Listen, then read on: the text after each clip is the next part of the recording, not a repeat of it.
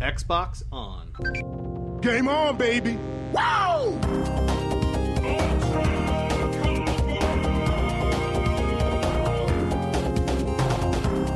Don't make a girl a promise you can't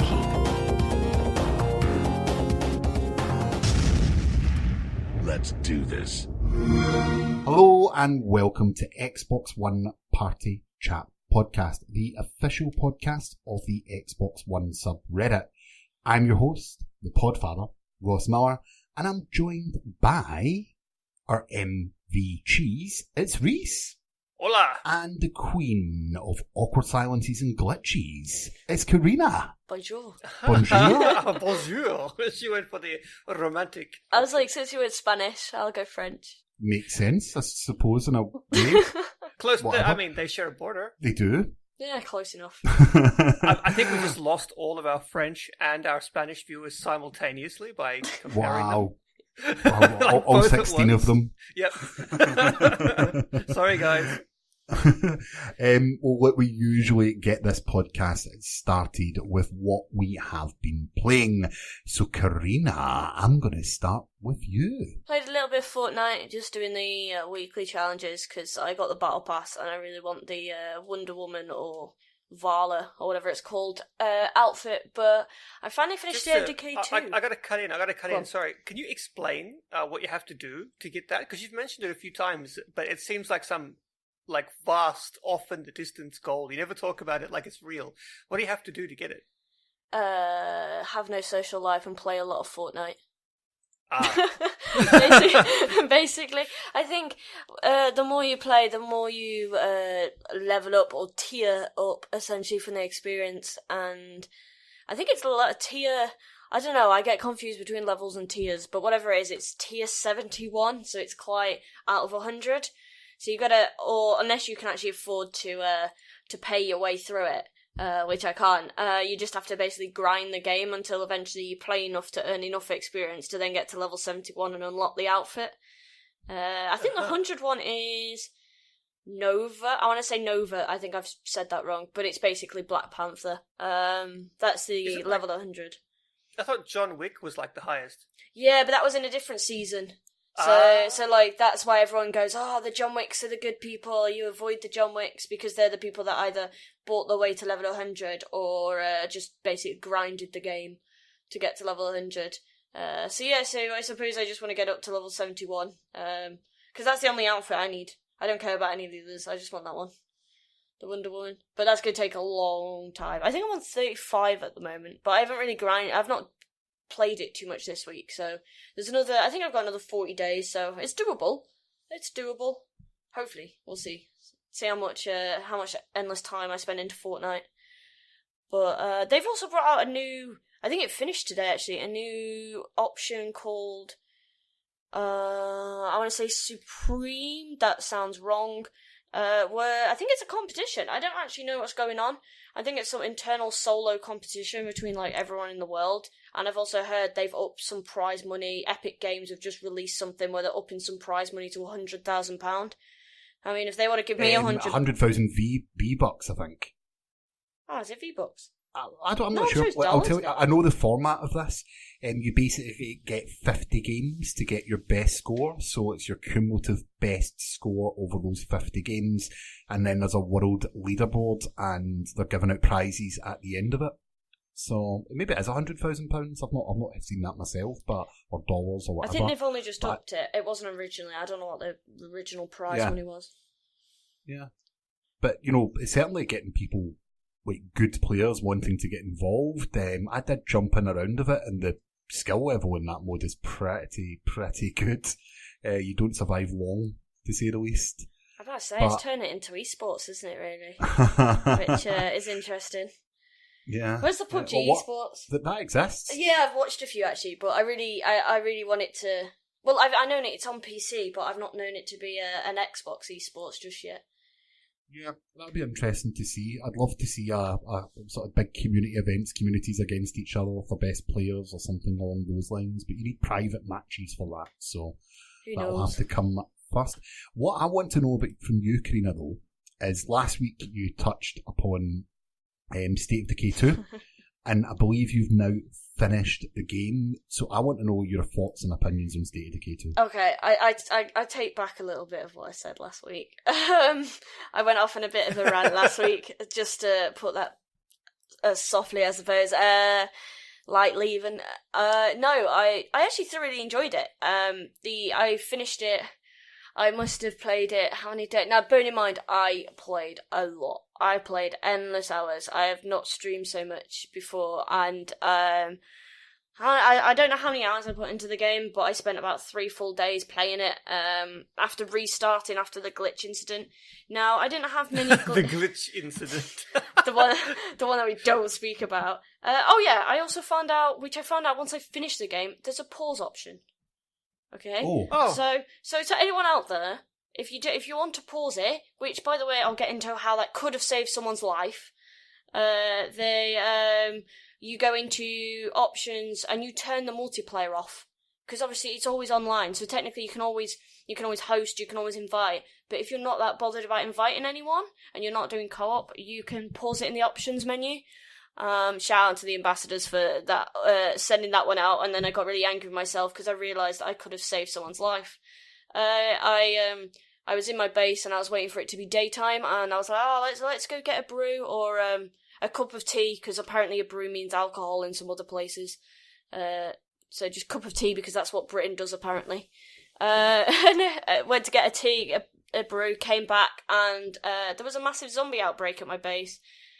Zombies everywhere, people are just screaming. I'm just like sat here wondering what the hell's going on with my drink of tea, and then someone died. Although that was their own fault. I threw a Molotov and they ran into the fire because they're stupid. Because who was it? Oh yeah, it's Ron. Well, I don't care. Ron can die because he didn't have many skills. He was stupid and rubbish anyway. I'm glad he died. I needed the space. I didn't have enough beds, so he needed to die anyway. Rip Ron. Rip Ron.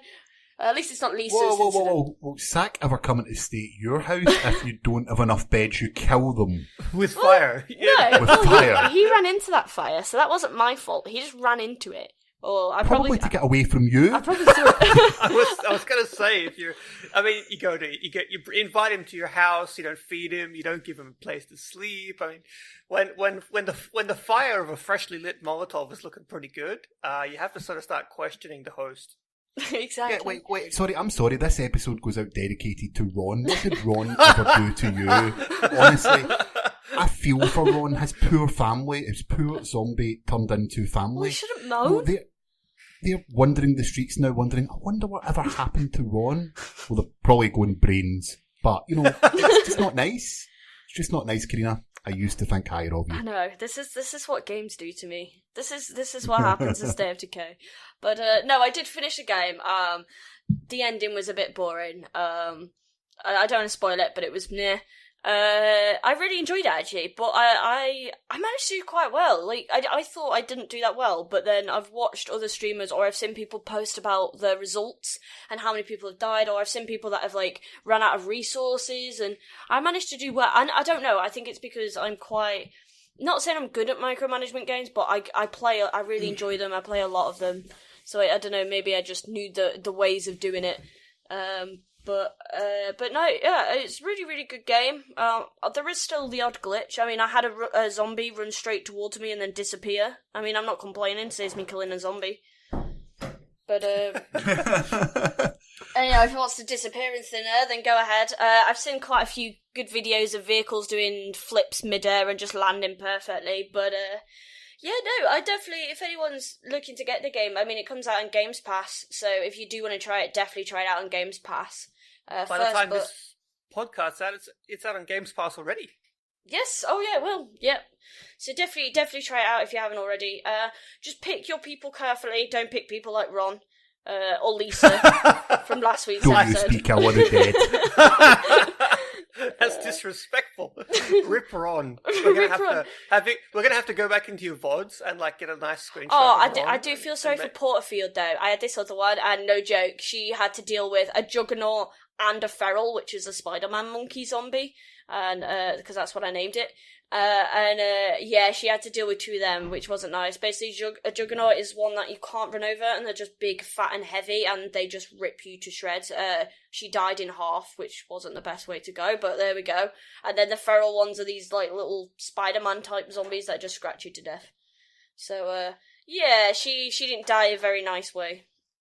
See, when you said Spider-Man zombies, I'd, like, thoughts of them, like, swinging from the rooftops and, using web really to, like... your mind went? Yeah, it did Just a bit. jumping off It's like, buildings. whoa, this is not what I expected from a zombie game at all, It would be pretty sweet, though, battling, like, zombies. Flying zombies. Yeah, zombies that, like, swing from rooftop to rooftop, Spider-Man style. That would be sweet. I don't feel too good. But, anyway... Rhys, what have you been playing this week? Actually, I've been playing a bit of not Xbox. I played the new Kirby game and some Mario Kart, and I had a ton of fun with that. I'm not going to dwell on that because I can hear you going. I'm like, I don't care. Well, Kirby is the manliest game there is, so you really should. It puts the beards on the boys. But I did play a bit of Xbox as well. I played some City of Brass again, but with mixer interaction turned on, and that was actually really fun. For those who don't know, I explained about it last week, but it's a sort of first-person melee combat roguelike, I guess. And with mixer interaction turned on, people can do all kinds of funny stuff. They can like make sounds that like fake you out and scare you. They can spawn even like avatars to assist you. They can spawn in powerful enemies to mess with you. It's quite good. And I played a bit more of Descenders.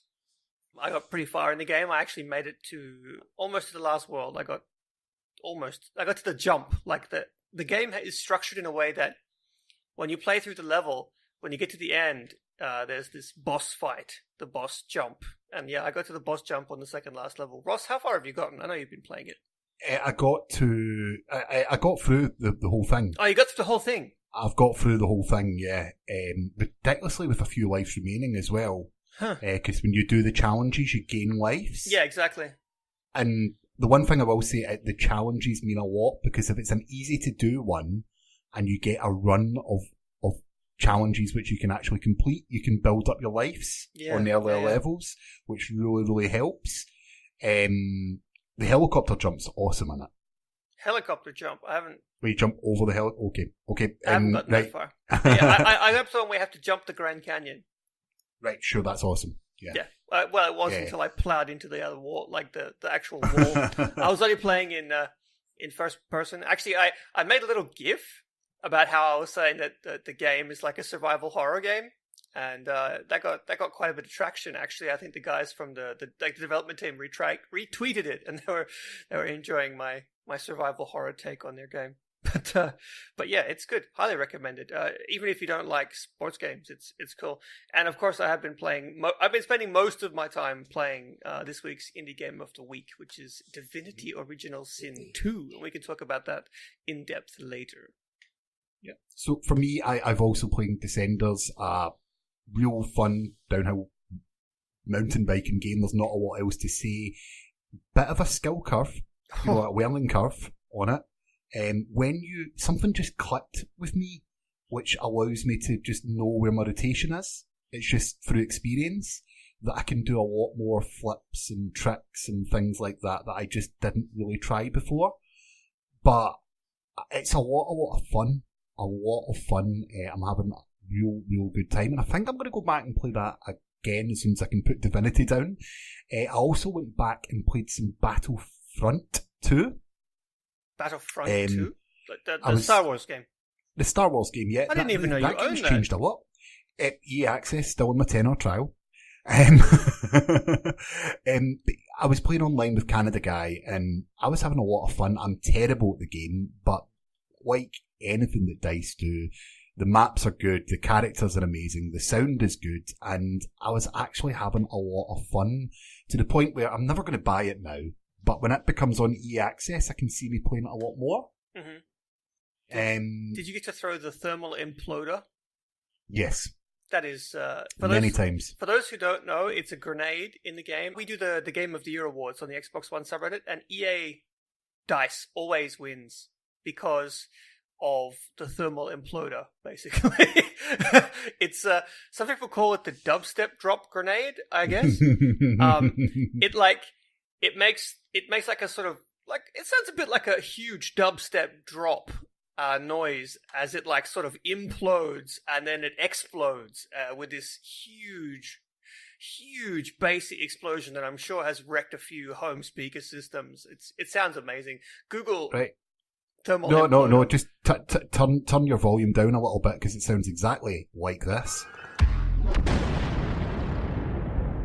Other than that, I haven't been playing too much else other than our game in a week, so I think this would be a good point to move on to our game of the week.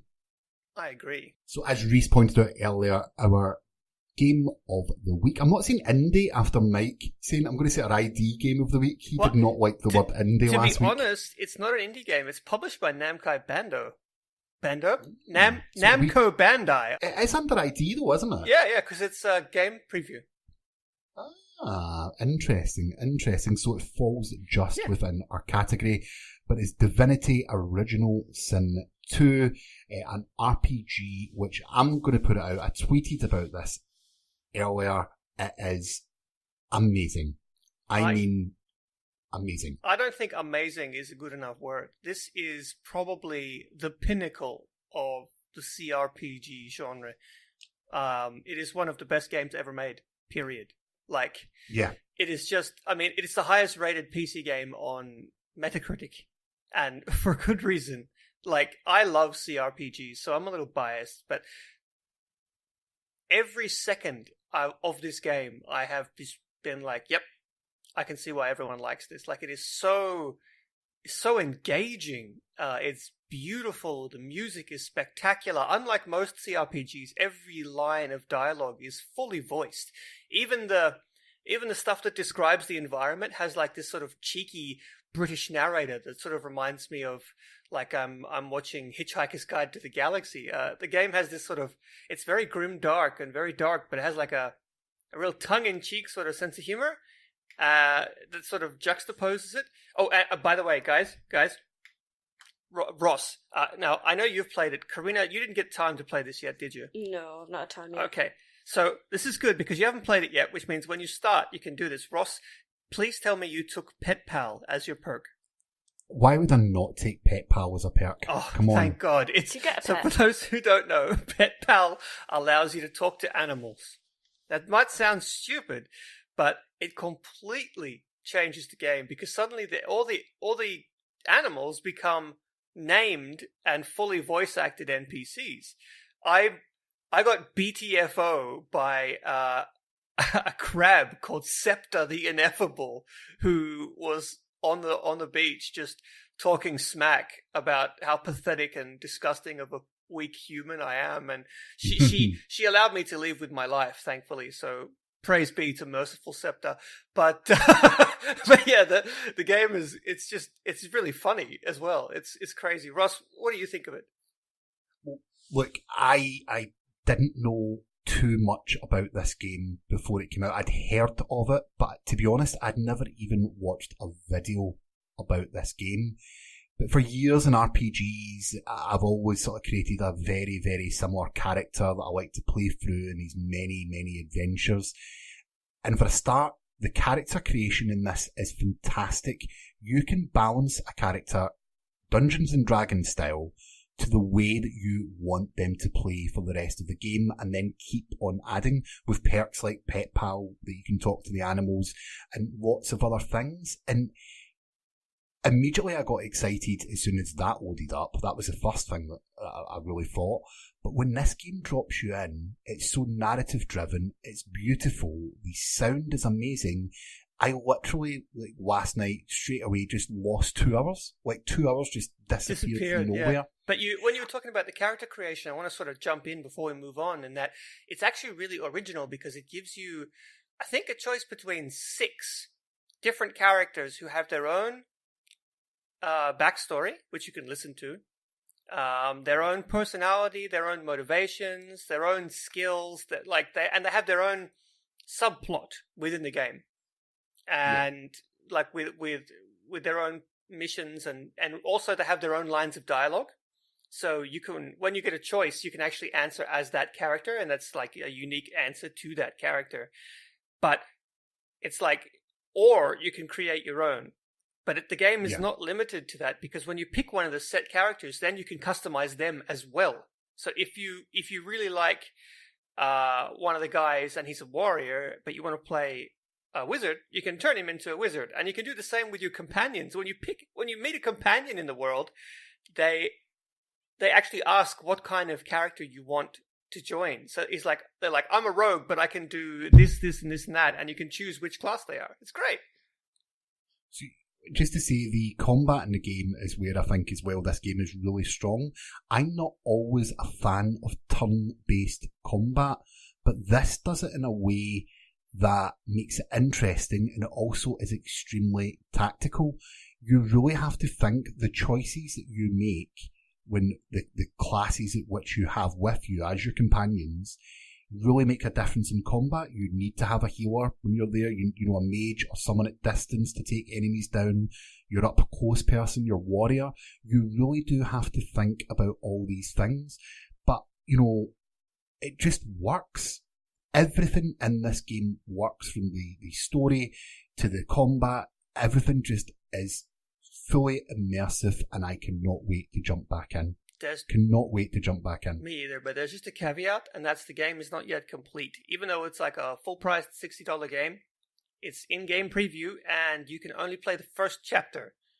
Once you hit the end of the first chapter, the game's like, thank you, come back in August. So, yeah. I didn't know this until Rhys dropped this on me earlier today. But there's still 10 hours of gameplay here more. Yeah, the first chapter's not exactly short, but I think that might not be a bad thing for this, because it is going to be so long. Maybe after doing that 10 hours, when the new section comes out, essentially, I think I could build back up my excitement for it. Whereas if this was another Witcher 3, it might pull, it might be too much, too overbearing. Especially some of the games that are coming out this year. So I'm not as disappointed as I first thought. But, Larian Studios, get it out as quick as you can. They're Scottish, by the way. I did not know that. I liked them even more. Yes. And just one thing, the game, because it's in preview program, they have they want your feedback, and they actually have a pretty cheeky way, an ingenious way of having feedback, and that's every now and again this NPC will make you stop what you're doing, and he's really annoying. He has a really annoying voice and a really annoying accent, and he runs up to you and he's like, "Hello, how are you enjoying the game?" And he asks you for feedback on everything, and you can get annoyed with him, and you can actually draw your weapons and murder the guy if you want to. Ross, did you kill him? I didn't murder him, though. I thought they would want my feedback more, so I did keep him alive. I tried to, but after a while, my patience was running thin. I suppose that's a way to stop giving feedback, just to kill the person that's asking for exactly. It's like, do you want to give feedback right now? No, I don't. And here's how much I don't. But yeah, great game. Well, Rhys, if people wanted to get a hold of this game, how can they?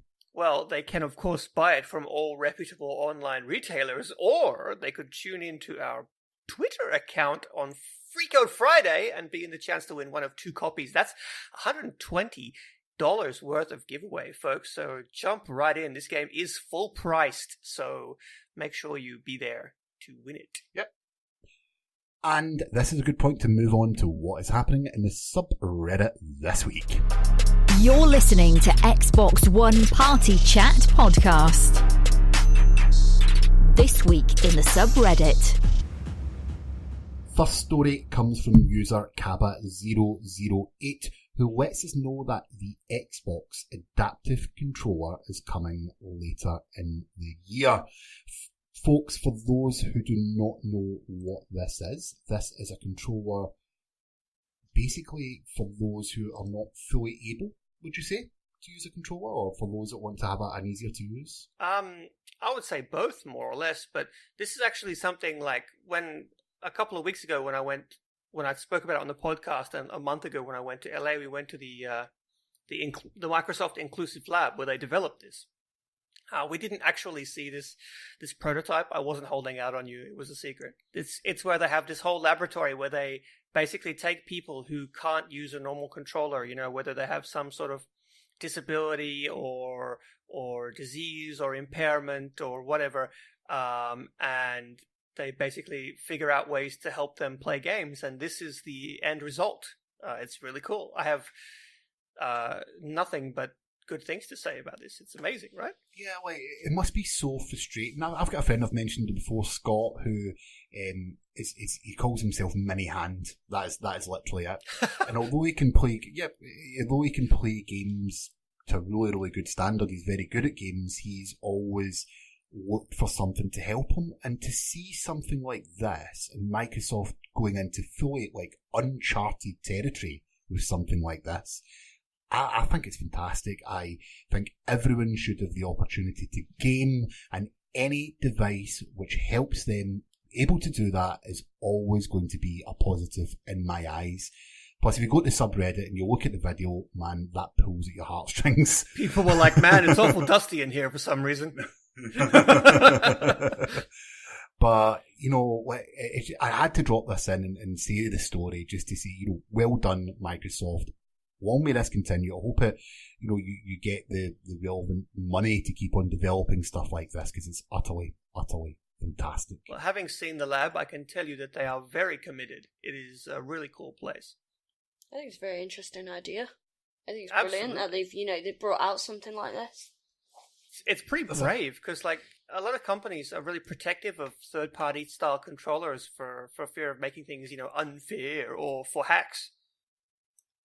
Yeah, and I can see that, but there's always a sort of man-in-the-middle option for using other devices, not that they'll ever admit that or talk about it, but, people can basically use any devices they want with the correct thing in the middle to help it communicate. But, it's good that they're doing this in-house, they're making it look good, they're making it work immediately out the box. That is what people want. There's a charity, I know the UK charity is called Special Effects, and they do things like this for disabled people. Like I seen someone who used their chin on a controller. They made a device for that. So to actually have a first party acknowledging it and doing things can only be good for charities like that.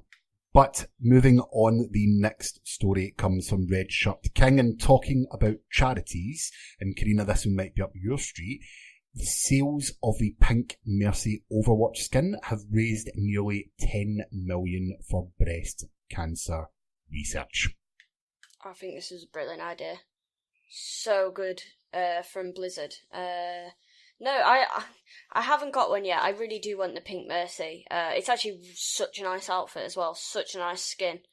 But I think it's nice because I've heard a lot of good stories have come for it. Like, I read one where this person was playing as the Pink Mercy, and I think a character, probably Genji or something from either the opposite team or their same team, literally just turned around and was like thanking the person, and then explained that like their parent, their mum or something had breast cancer, and like stuff like this helps, and he can't thank all the Pink Mercies enough, and it's stuff like that where it's like it's affecting people but in a positive manner, and it's nice to see that they've raised so much money from breast cancer. And it's nice, not only that, but, in return, we all get such a nice outfit as well. I think it's a brilliant idea. Very cleverly done. Yeah, I hope this actually starts a trend where big games like that, start doing charity skins or other cool stuff like that, and sharing the revenue so that we get, these badass skins for cheap or whatever, and the money goes to charity. I think it's a lot of potential there. That's why I dropped this story in, because in the opposite end of the spectrum, you had Thanos, which wasn't for charity last week in Fortnite. Yeah, as an interactive commercial, right? Yeah, basically. So, these could go both ways. These tie-ins and these cosmetic items that do not affect the core gameplay, it could be a real way to generate money for charities, and I think it could only be a fantastic thing. You know, Rocket League could do it for cosmetics, Battlefront, COD, they could all bring in cosmetic items where people just want them. Like, I don't play too much Overwatch, I do enjoy it, I'm buying the skin. No doubt about it, I'm buying the skin. But Rhys, do you want to take us to our next story? Absolutely. So we've had a whole boatload of leaks about No Man's Sky.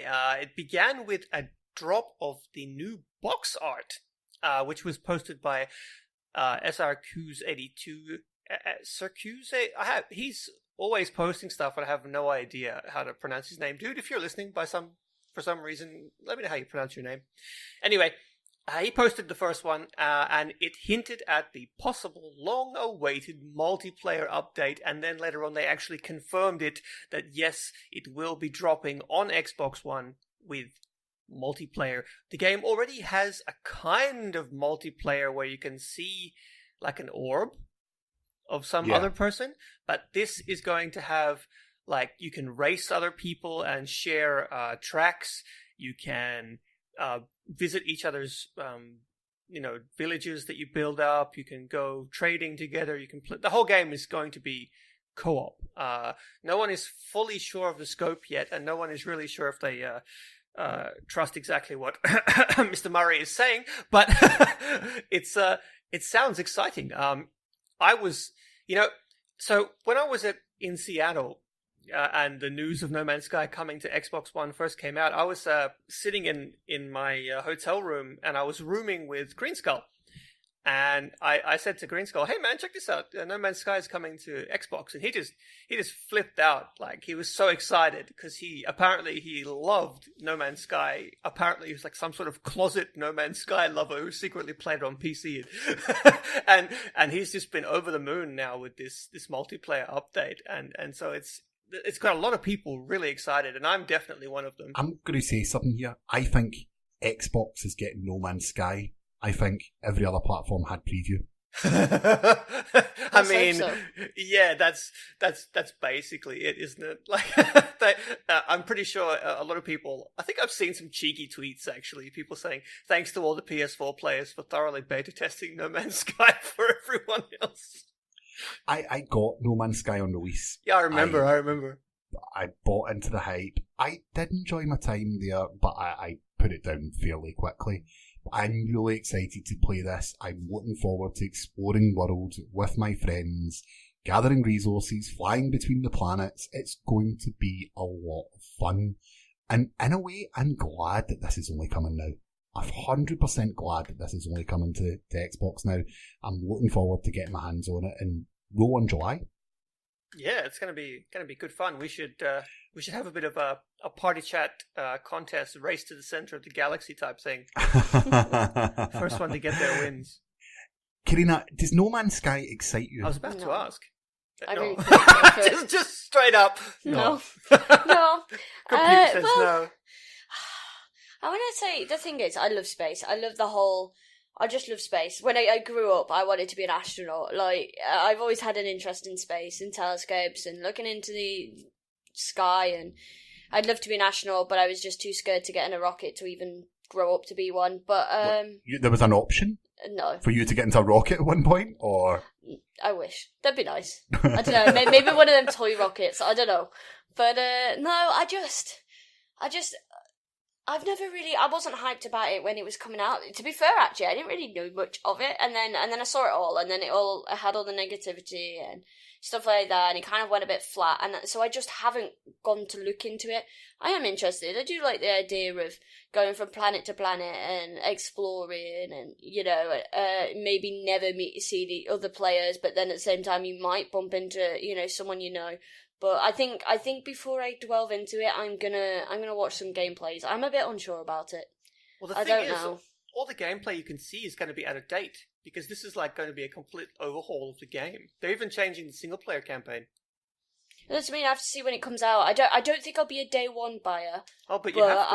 I might consider it. Well, if we're all racing to the centre, I'll have to. Yeah, I was about to say, because I know for a fact I'm going to be able to get you to play just by saying that there's a competition and there's a chance. Well, that yeah, I'm you'll about lose. to say. See, where's the achievement list, guys? I've been getting achievements this month. We can do that, and actually, I think if we do this, we definitely have to involve all of our listeners as well. What do you guys think? Oh yeah, like I think so. Absolutely, we might have more than a few game codes, especially by July, lying around. Yeah. So keep that in the back of your mind, folks. But I'm pretty sure there's going to be a race to the Galaxy Center.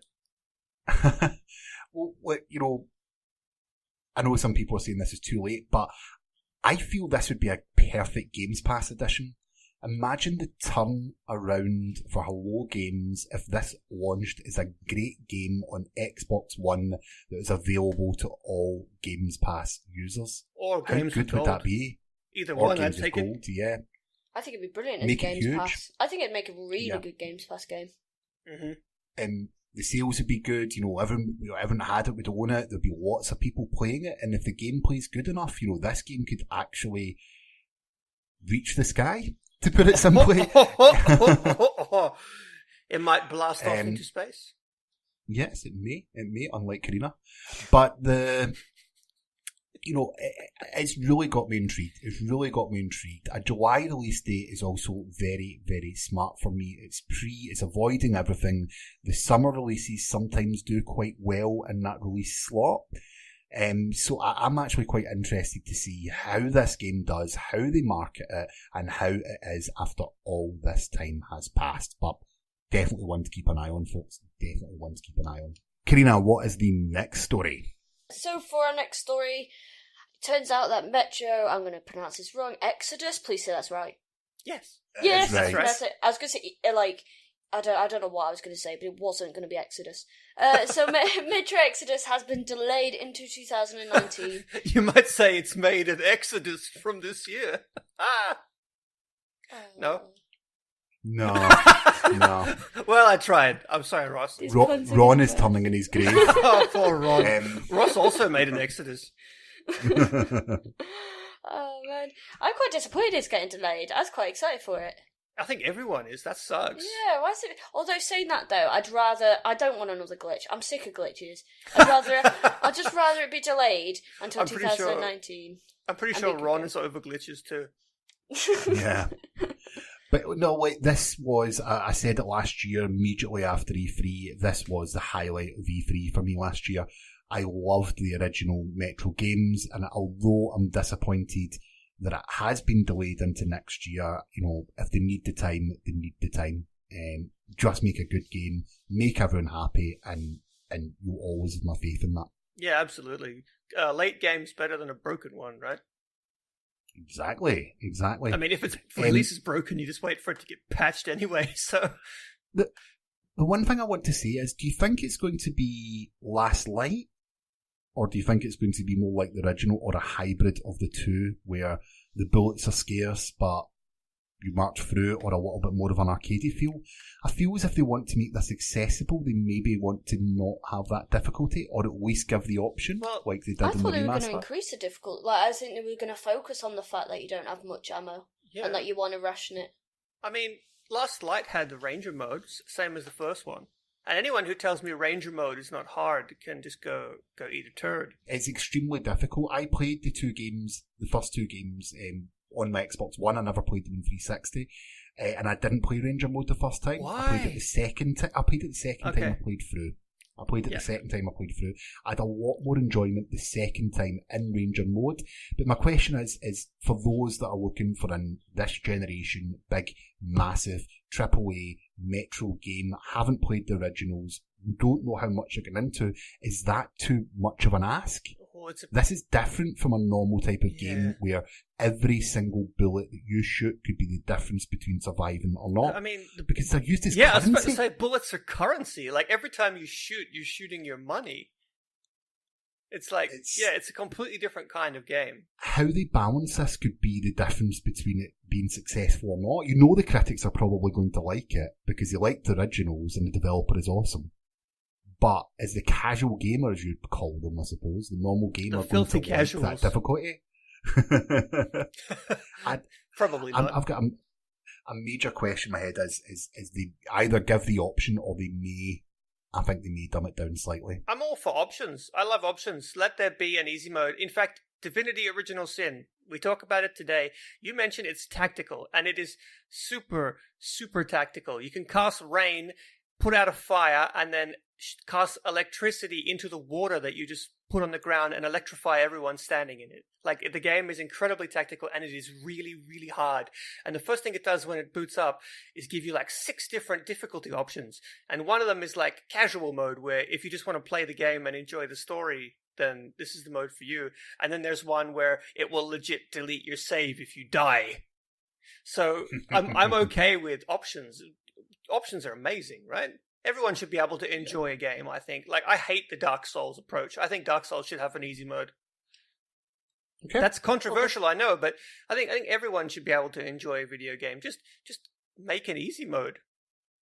You do get a lot more story modes in games, for that casual gamer, and it does tie into that. And I feel as if Metro, Dark Souls, all the rest of them, they should be including things like that more, and even harder modes for us hardcore that do enjoy them. That's the thing. Like, don't dumb your game down. Make the game you want, but then add an easy mode. Like, don't just make the game dumbed down. Does that make sense? Like, don't compromise on the vision. Just make a separate option so that not everyone has to sort of meet somewhere in the middle. Like, does anyone know anyone that actually lost all their lives in Hellblade? You actually can't. That's a lie. I looked that up. Is it? It's a lie. Oh. And the developers are like, yeah, it's a lie because we did it deliberately because the game lies to you all the time. Yeah, I had a friend who did it, and he did it on purpose. Apparently, it just restarts. So, on your arms, the vines grow up, or the darkness, or whatever. Apparently, it just resets when you get to the top. Like, back to the beginning? Yeah, like, you don't, the game doesn't, but, like, your arm. Because, like, obviously, the more you die, the blacker your arm gets because of the darkness. Right. But, yeah, apparently, it just resets. Yeah, it's a complete lie. You can't actually, there's no permadeath.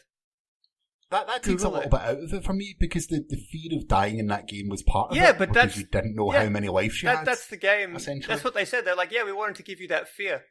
They didn't care about it being real. They just wanted to mess with you. And then they're like, well, why did you lie? And they're like, well, because it's a game about mental illness. True. Developers, if you're listening, give us options on our difficulty so we can all play the game the way that we want to play it. That's all we're asking. It's not much. Last story this week, and it's all to do with backwards compatibility. Backwards compatibility was released, was it almost 3 years ago? Yeah. No, it'd be 2 years ago? Well, 2.5 years ago. It was E3 that announced it, wasn't it? So it's 2 years? Yeah, maybe it was 2 years. Yeah. But within that period anyway, it has almost 500 backwards compatible games. So I want to ask you guys, what game has come through on backwards compatibility that you never had a chance to play in 360, but you've enjoyed on your Xbox One? And I'm going to start with you, Rhys. Well, that's easy, actually, because I played it during the Achievement Challenge, and that is Double Dragon Neon.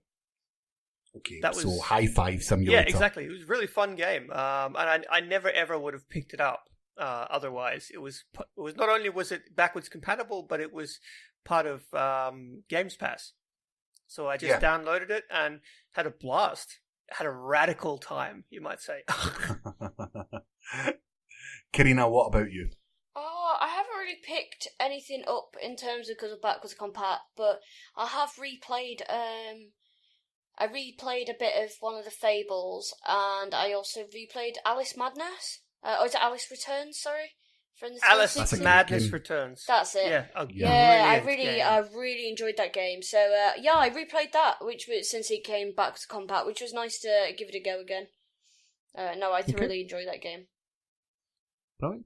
For me, surprisingly, it's Injustice. Wait, stop. Gods Among Us. Sorry, I know I'm cutting you off, but Carina, you played Viva Pinata. Oh yeah. Yeah, but I played that on a replay, even though I've got it on 3. I own the disc but it's anyway. still 360 backwards compatible. Oh yeah. I think it's because I just played it through Rare Replay, so I didn't realise. I do own the actual 360 disc. They come in a really fancy pinata-shaped tin. Oh. That, for anyone's information. But no, I forgot I replayed V Pinata because I had a little ladybird called Terrence. Exactly. Little ladybird called I named him. Yeah, it was Rhys who named it. I think, because I forgot. I started that when I started streaming, and we were like, what should we call it? And then we were like, Terrence. So it's Terrence the ladybird, and then we sent him off on a party.